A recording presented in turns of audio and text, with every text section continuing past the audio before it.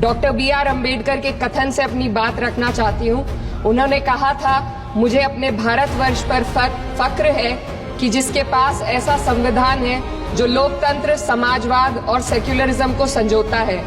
लेकिन आज ऐसा लगता है जैसे संविधान की किताब तो है, पर इसे चलाने वालों का ईमान गुम हो गया है। आज हिंदुस्तान में हर वर्ग को किसी न किसी चुनौती का सामना करना पड़ रहा है, मगर अल्पसंख्यक, खासतौर पर मुसलमानों पर जो कहर टूटा है वो किसी से छुपा नहीं है।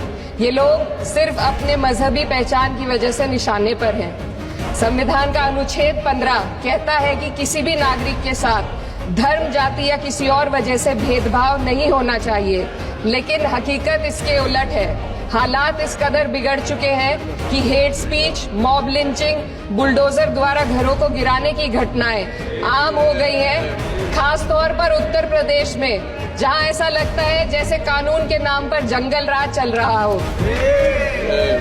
संभल में जो हुआ वो सबके सामने है।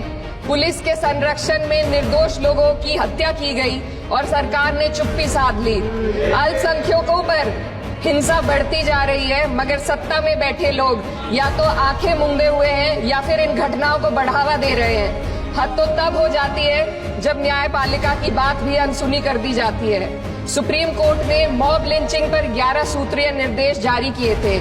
इसमें साफ कहा गया था कि राज्य सरकारें और पुलिस इस तरह की घटनाओं को रोकने और दोषियों पर सख्त कार्रवाई करने के लिए जिम्मेदार है, लेकिन आज भी इन निर्देशों पर अमल नहीं हो रहा है। हाल ये है कि मॉब लिंचिंग को रोकने की बजाय सत्ता में बैठे लोग आग में घी डालने का काम कर रहे हैं। उनकी जुबान से ऐसी बातें निकलती हैं जो नफरत को और बढ़ावा देती है। ये अशांति अब इतनी गहराई तक फैल चुकी है कि हमारे समाज के धर्मनिरपेक्ष चरित्र पर गंभीर सवाल उठ रहे हैं। साल की शुरुआत में ही कई राज्यों में दुकानदारों को अपने नाम बोर्ड पर लगाने के लिए मजबूर किया गया। इसे सेहत और सुरक्षा के कानूनों का हिस्सा बताया गया, मगर असल मंशा कुछ और थी। ये कदम खास तौर पर मुसलमान दुकानदारों को निशाना बनाकर उठाया गया ताकि उनकी रोजी रोटी पर चोट की जाए।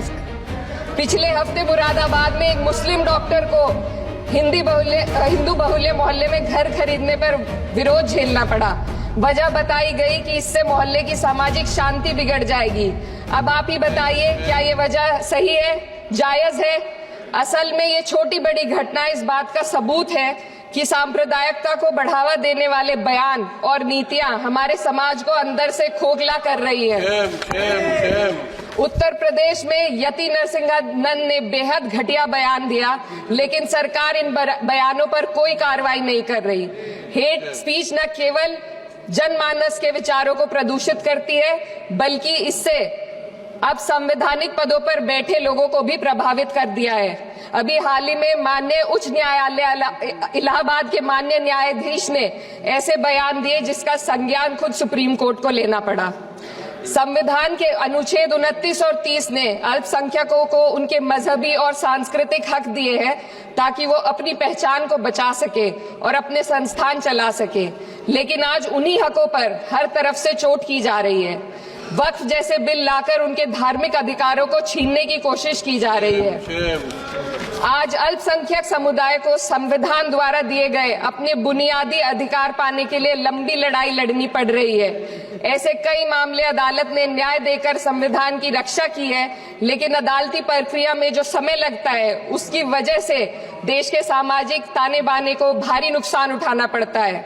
मिसाल के तौर पर इलाहाबाद हाई कोर्ट ने 2004 के मदरसा एक्ट को रद्द कर दिया था, जिससे मदरसों के संचालन पर सवाल उठे। हालांकि सुप्रीम कोर्ट ने बाद में इस फैसले को पलट दिया और एक्ट को वैध करार दिया, लेकिन इस प्रक्रिया में जो समय लगा उसने अल्पसंख्यकों को बेचैनी और संघर्ष के दौर में डाला है। इसी कड़ी में प्लेसेस ऑफ वर्शिप एक्ट 91 भी आता है और कई अन्य अधिकार, उन्हें भी इसी तरह अदालती लड़ाइयों में उलझाया जा रहा है। ये स्थिति न केवल अल्पसंख्यकों के अधिकारों की राह में रुकावट है, बल्कि justice delayed is justice denied जैसी कहावत को सिद्ध करती है। मैं इस सदन से दुनिया भर के अल्पसंख्यकों की आवाज उठाना चाहती हूँ, खास तौर पर हमारे पड़ोसी देश बांग्लादेश पे। खास तौर पर हमारे पड़ोसी देश बांग्लादेश में अल्पसंख्यकों के साथ जो हो रहा है वे दिल को गहरे तक चोट पहुंचाने वाला है। उनकी जान माल की हत्या की जा रही है। बांग्लादेश हो या हिंदुस्तान हो या कोई और देश, अल्पसंख्यकों की सुरक्षा, इज्जत और अधिकारों की हिफाजत हर सरकार की सबसे पहली जिम्मेदारी होनी चाहिए। मैं इस सदन से अपने देश के अल्पसंख्यकों के साथ बांग्लादेश के पीड़ित अल्पसंख्यकों की आवाज को एक साथ उठाना चाहती हूँ।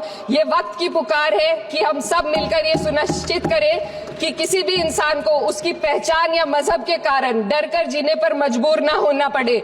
जहां हक छीने जाते हैं वहां अमन खो जाता है। ये बात हर सरकार को समझनी चाहिए। अगर हम सच में अपने संविधान का सम्मान करना चाहते हैं तो हमें नफरत और भेदभाव को खत्म करना होगा। हमें ये दिखाना होगा कि ये मुल्क हर वर्ग, हर जाति, हर धर्म और हर समुदाय का है और जब तक ऐसा नहीं होगा तब तक संविधान की आत्मा सिसकती रहेगी। सर, अपनी बात को खत्म करते हुए मैं एक शेर अर्ज करना चाहती हूँ। ये दाग दाग उजाला, ये शब गजीदा शहर, वो इंतजार था जिसका, ये वो शहर तो नहीं। लेकिन अगर इस सदन में बैठे हम सभी सदस्य ये ठान ले कि हमें संविधान के मूल्यों को लागू करना है और उसे लागू करने का प्रयास करें तो वह सुबह जरूर आएगी जिसके लिए लाखों भारतवासियों ने अपने जानों की कुर्बानी दी थी। श्री हनुमान बेनीवाल जी, श्री हनुमान